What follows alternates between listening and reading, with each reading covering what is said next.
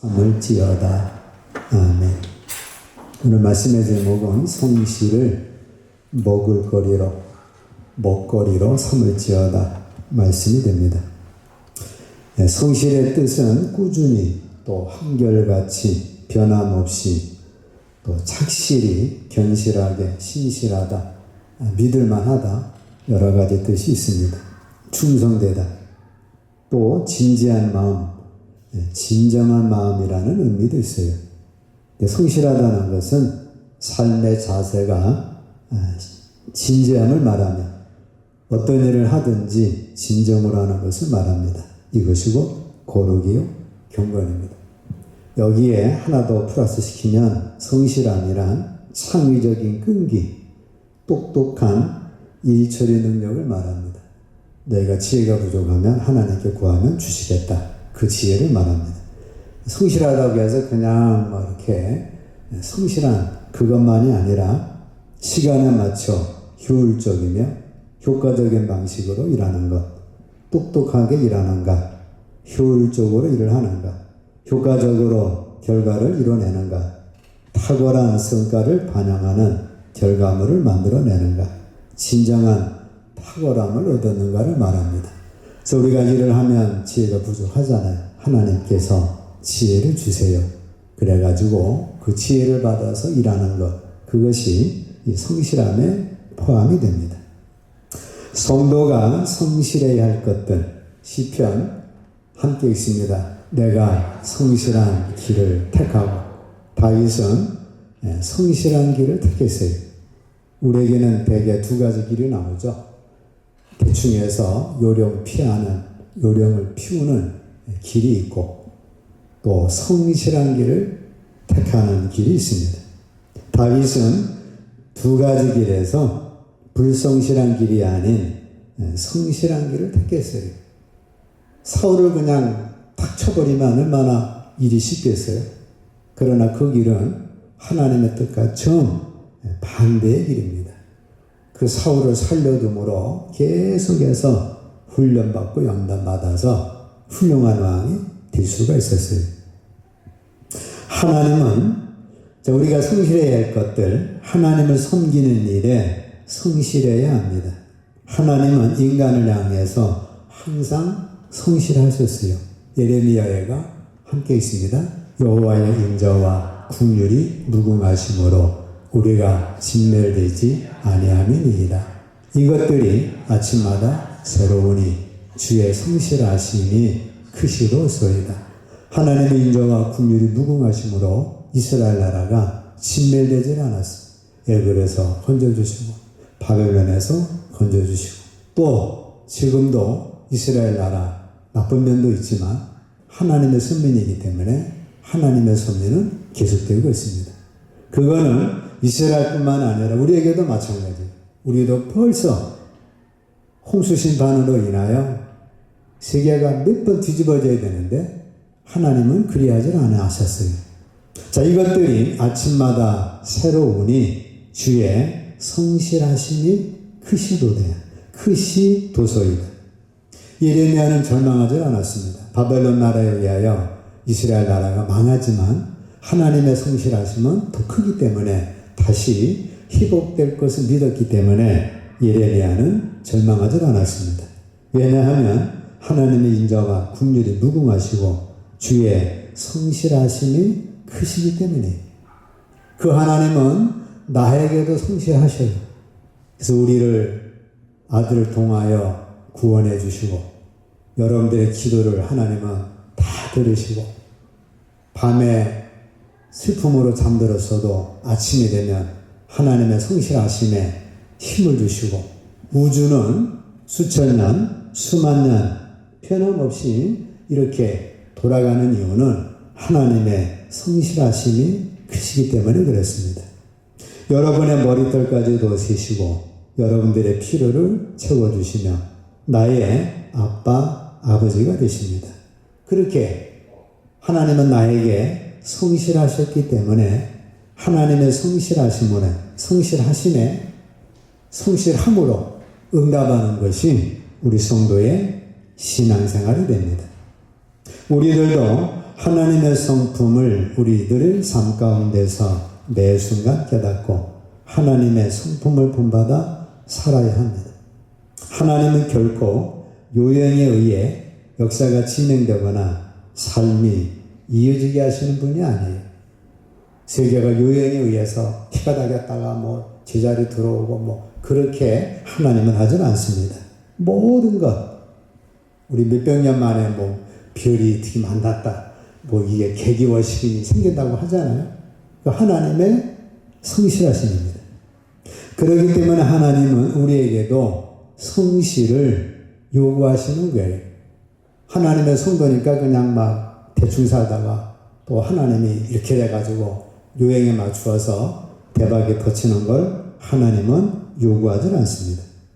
하나님께 예배하는 일, 심고 거두는 일, 주님께 헌신과 봉사하는 것, 삶의 성실을 하나님은 요구하셔요. 왜? 하나님은 성실로 우리를 축복해 주셨기 때문에 그렇습니다.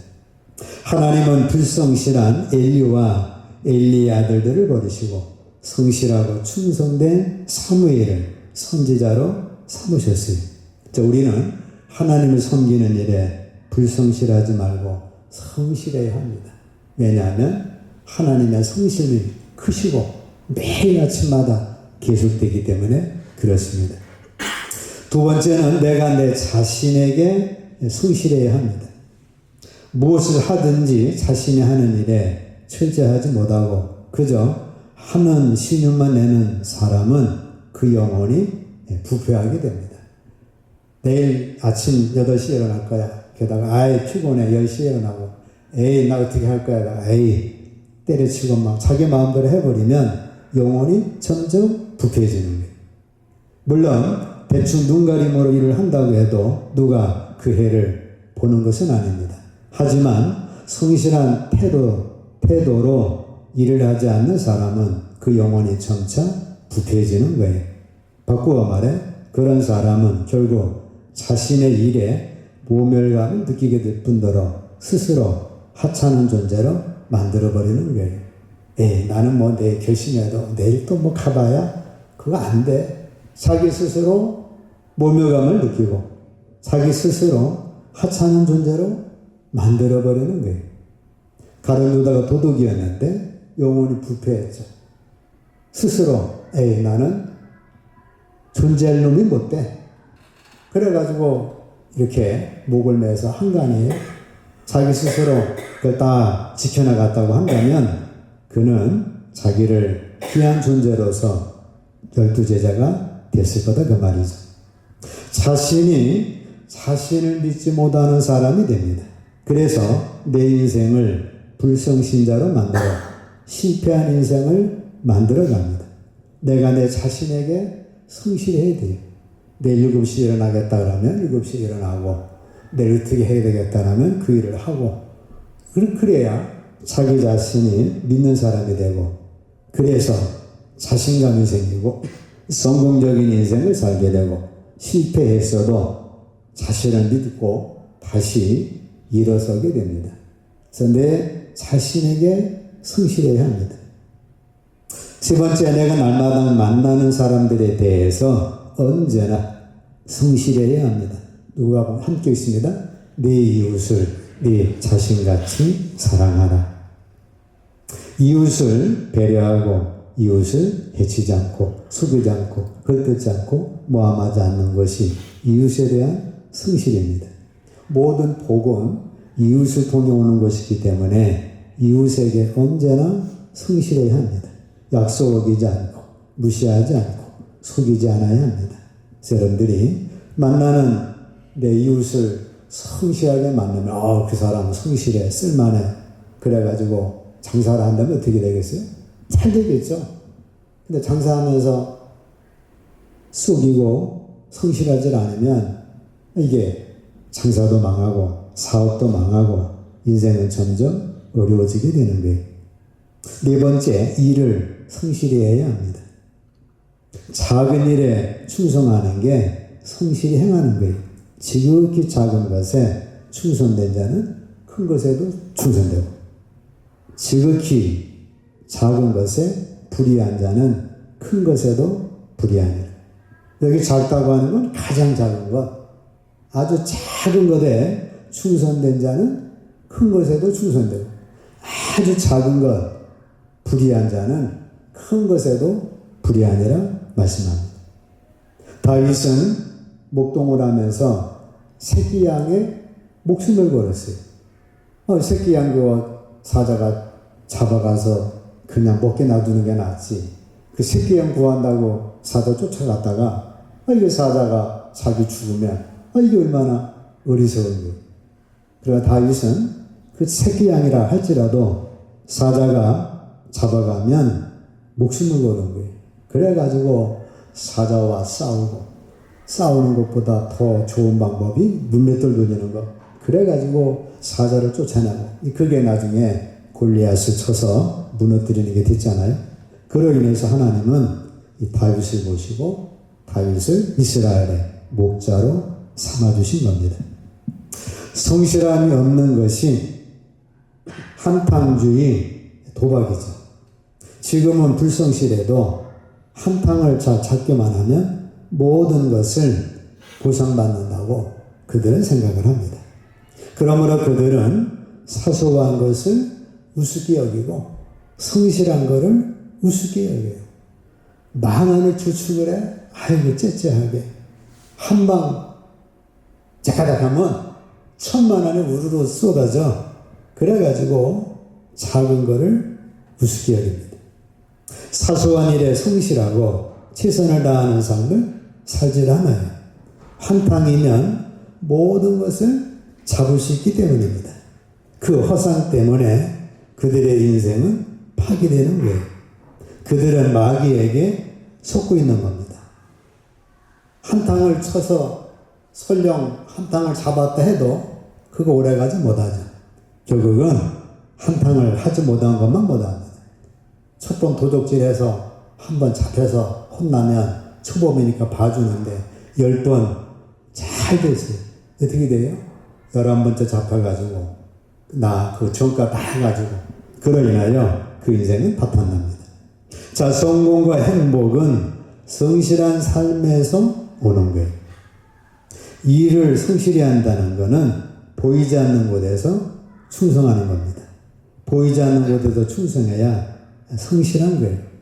보는데 앞에서 열심히 하다가 사장이 없네 해버리면 불성실이죠.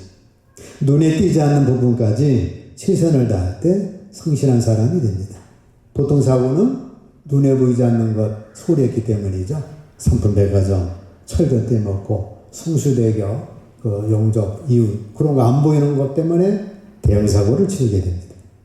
자, 5번째, 육체의 삶전을 섬기는 일에 성실해야 합니다. 에베소 6장 함께 있습니다. 정도라 두려워하고 떨며 성실한 마음으로 육체의 상전하게 순종하기를 그리스도께 하듯하라. 하지 말고 그리스도의 종들처럼 마음으로 하나님의 뜻을 향하고 기쁜 마음으로 섬기기를 주께 하듯 하고 사람들에게 하듯 하지 말라. 저때는 로마 시대입니다.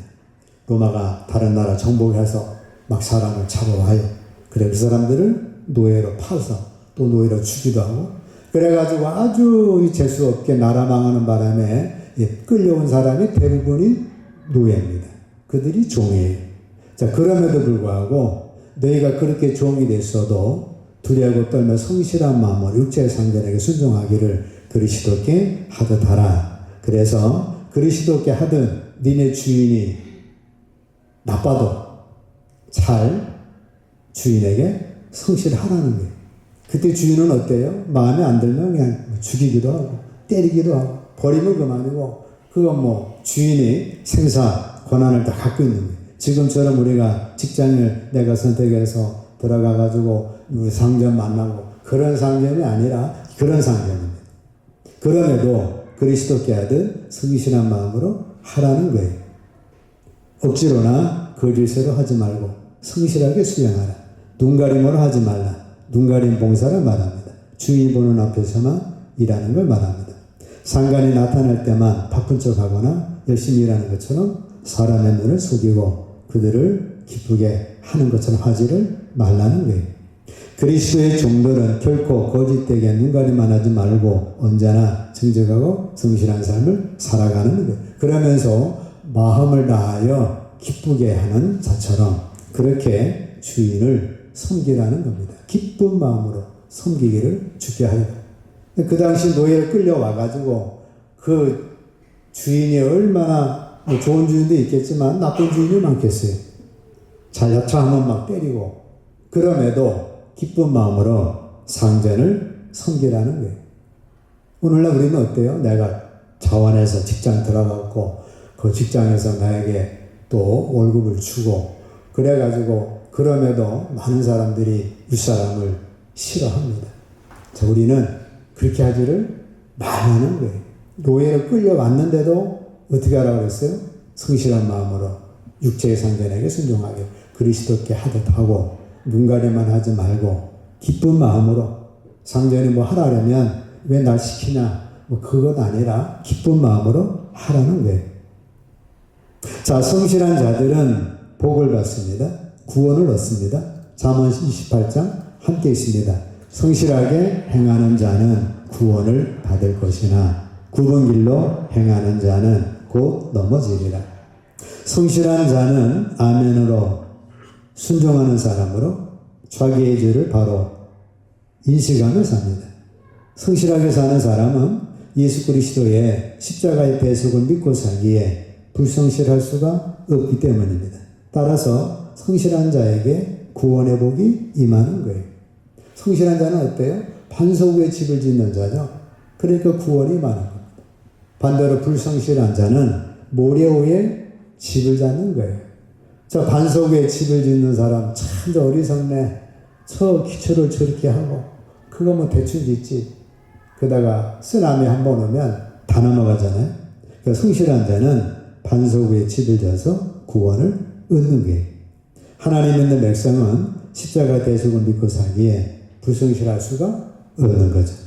자, 기도 응답을 받습니다. 왕하 20장 함께 있습니다. 여호와여 구하오니 내가 진실과 전심으로 주 앞에 행하며 주께서 보시기에 선하게 행한 것을 기억하옵소서 하고 히스기야가 심히 통곡하더라. 히스기야가 불치병에 걸렸어요. 그래서 죽어야 합니다. 히스기야가 벽을 향하여 하나님만 바라보고 기도하는데 기도한 내용이 뭐냐면 주께서 보시기에 내가 성실하게 행한 것 기억해 주세요. 그걸 놓고 기도한 거예요. 하나님 맞다. 너 나한테 성실하게 행했다. 그 기도 받으시고 그로 인하여서 15년 생명연장을 하게 됩니다. 만약에 히스기야가 성실함이 없었더라면 이 기도 어떻게 하겠어요? 내가 생명 주시면 지금까지 성실하지 못했는데 뭐 생명 연장해봐야 불성실하게 살면 그거 의미가 없잖아요. 자, 우리가 기도 응답이 없다면 성실함을 체크해 보아야 합니다. 성실해야 응답을 받고 성실하지 못하면 응답이 안 될 수도 있는 거예요. 막 대충 사는데 기도 응답 안 주신다고. 하나님은 대충 살면서 어떻게 기도 응답을 주겠냐. 농부도 농사 그렇게 짓지 않는다. 할 말이 없잖아요. 그래서 우리가 기도 응답이 없다면 성실함을 한번 체크해 보셔야 합니다. 자, 성실히 살면 복을 받습니다. 잠언 28장 함께 있습니다. 성실한 자는 복을 받느니라. 복이라는 것은 성실함에서 비롯됩니다. 가만히 있는데 성실하지 않는데 복이 굴러오는 일은 드뭅니다. 물론 들어오는 길이 있죠. 대박을 터뜨리는 건데 거기에 속아가지고 잘못된 길로 빠지기 쉽죠. 캄보디아 가서 한 달에 2천만 원 번다. 이게 한탕 아니겠어요? 그게 되냐 말이죠. 설령 복이 들어왔다 해도 복이 되지 못하고 화가 되기 쉽습니다. 창세기 31장 함께 있습니다. 내가 이와 같이 낮에는 더위와 밤에는 추위를 무릅쓰고 눈붙일 겨를도 없이 지냈나이다. 하나님은 야곱의 성실함을 보고 축복해 주셨어요. 이스라엘로 바꿔두시고 아주 큰 갑부가 되게 하셨는데 왜 그러냐면 야곱의 성실함을 보고 축복을 주신 겁니다. 야곱의 모습에서 우리가 얻을 수 있는 교훈은 무엇입니까? 현실적으로 볼 때는 벗어날 구멍이 없는 절망적인 상황이라 해도 자신에게 주어진 상황에서 최선을 다해 성실과 근면으로 자신을 지켜나갈 때 하나님으로부터 복을 받는 거예요. 야곱은 라반이 딱 붙잡고 있어요. 야곱의 아들들이 딱 야곱을 감시하고 있어요. 이거를 벗어날 길이 없어요. 야곱이 하도 답답해가지고 얼룩진 거, 점 있는 거, 그건 내가 양으로 삼고 온전한 흰 양은 나 당신 라반 걸로 하자고. 그러니까 라반이 좋다고. 양 중에 점 있고 얼룩진 양이 어디 있어요? 라반이 또 끼를 내가지고 좀 점 있는 양이 있다라면 다 빼갔잖아요.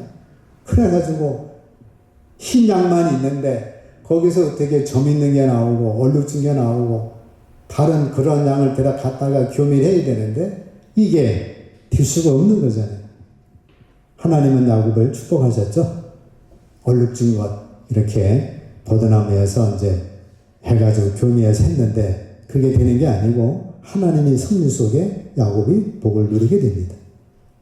자, 성실하면 형통의 복을 받습니다. 창세기 30 함께 있습니다. 그의 주인이 여호와께서 그와 함께 하심을 보며 또 여호와께서 그의 범사에 형통하게 하심을 보았더라. 요셉은 성실한 사람이에요. 언제나 맡겨진 일을 성실히 행했습니다. 그는 끼를 부리지 않고 묵묵히 주어진 일에 성실하게 최선을 다했어요. 그래서 하나님께도 인정받고 보디발에게도 인정받고 하나님께서 요셉의 범사에 형통하게 해주신 거예요. 요셉이 끼를 부리고 있었더라면 하나님이 요셉과 함께 하지도 않았거니와 요셉이 형통할 수가 없는 겁니다. 하나님은 성실한 사람을 형통하게 하셔요. 사람들이 형통을 보는 것은 성실함을 통해서 봅니다. 하나님은 성실하면 성공하게 하십니다. 이것이 그리스도인의 형통이에요. 성실하게 하지 않으면서 하나님 형통하게 해주세요. 하나님께서 형통하게 해주실 수가 없죠. 하나님도 성실하신데 니네도 성실해야지. 그래야 복을 주시게 됩니다. 그래서 우리는 성실로 먹거리, 식물을 삼으십시오. 시편 함께 있습니다. 여호와를 의뢰하고 선을 행하라. 땅에 머무는 동안 그의 성실을 먹을거리로 삼을지어다. 자, 성도는 불성실로 먹을거리를 삼지 말아야 합니다. 양과 소가 뭘 먹어요? 풀을 먹고 살죠. 마찬가지로 성도는 뭘 먹고 살아요? 성실을 먹거리로 삼으라는 거예요. 악인의 형통을 불평하지 말고 시편 37편은 악인의 형통을 불평하는 게 나오는데 악인의 형통을 불평하지 말고 성도들은 주위 환경이나 주위 사람들에게 영향을 받지 말고 성실로 먹거리를 삼으라는 거예요. 벽돌 한 장 한 장 쌓아서 마침내 크고 웅장한 만리장성이 되듯이 성실을 먹거리로 삼고 매일매일 성실을 먹으라는 거예요.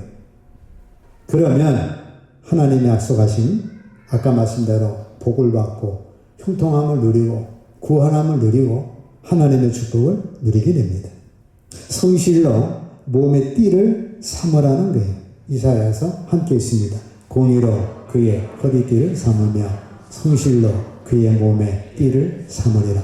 앞으로 메시아가 오시는데 예수 그리스도는 공의로 그의 허리띠를 삼고 성실로 그의 몸에 띠를 삼으리라. 그래서 우리 예수님은 공의죠. 예수님은 완전히 성실하셨어요. 예수님은 완전한 성실맨이었습니다. 성실하셔서 작은 것 하나라도 주님이 그거 대충 하지 않으셨고 성실하게 십자가 사명을 이루시게 된 것입니다. 자, 우리도 이 성실로 몸의 띠라는 거예요.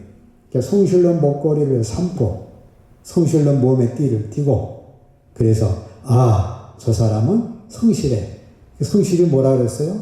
그냥 주어진 일에 하는 것만 아니라 하나님께 지혜를 받아서 탁월하게 영향력 있게 효과적으로 그의 시간 내에 일하는 것, 그거를 성실이라고 말씀한 거예요. 그러므로 우리는 나는 성실을 먹고 사는 사람이다. 나는 성실로 사는 사람이다. 성실이 내 삶의 좌우명이다. 성실이 내 삶의 재산이다.